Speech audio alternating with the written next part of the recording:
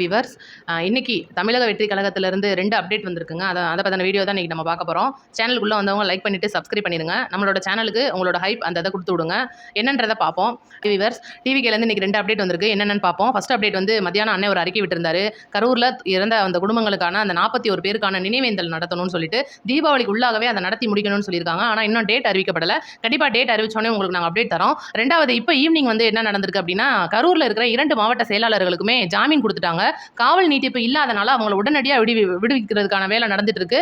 ஒரு வழியா அந்த 2 ஜாமீன் அவங்களுக்கு கிடைச்சது வந்து அவங்களோட குடும்பத்தார் வந்து ரொம்ப மகிழ்ச்சியா இருக்காங்க. ஆல்ரெடி மதியழகனோட ஃபேமிலில இருந்து அவங்களோட ஒய்ஃப் பேசியிருப்பாங்க. அவங்க வந்து ரொம்ப அண்ணனை வந்து அடிச்சிருக்கிறது அந்த ஒரு இதெல்லாம் சொல்லியிருப்பாங்க. கூட்டத்தில் நடந்த சில விஷயங்கள்லாம் பேசியிருப்பாங்க. அதெல்லாம் வந்து இன்னும் நடவடிக்கை எடுக்கல. ஆனா ஒரு வழியா மதியழகனுக்கும் பவுன்ராஜ் அண்ணனுக்கும் 2 பேத்துக்குமே வந்து அந்த ஒரு ஜாமீன் கிடைச்சது இந்த தீபாவளி டைம்ல அவங்களோட குடும்பத்துக்கு ஒரு மகிழ்ச்சியான செய்தியா தான் இருக்கும்னு நினைக்கிறோம். ஏன்னா தமிழக வெற்றி கழகத்தை பொறுத்த வரைக்கும் இந்த கரூர் சம்பவத்துல இருந்து இன்னும் அவங்க துயரம் மீண்டு வராதனால தீபாவளி கொண்டாட்டங்கள்ல இருந்து கொஞ்சம் தள்ளி இருக்கிறாங்க. பாப்போம் அடுத்தடுத்த அப்டேட் பண்ணுது. ஆனா அண்ணன் வந்து நினைவேந்தல் சொல்லியிருக்காரு. அது என்னைக்கு டேட் அறிவிச்சோனே உங்களுக்கு நாங்க சொல்றோம். நம்மளோட சேனல் சப்ஸ்கிரைப் பண்ணிக்கோங்க, லைக் பண்ணுங்க, நம்மளோட வீடியோக்கு ஹைப் கொடுத்து விடுங்க. உங்களோட கமெண்ட் எதனாலும் கமெண்ட் செக்ஷன்ல சொல்லுங்க. நன்றி, வணக்கம்.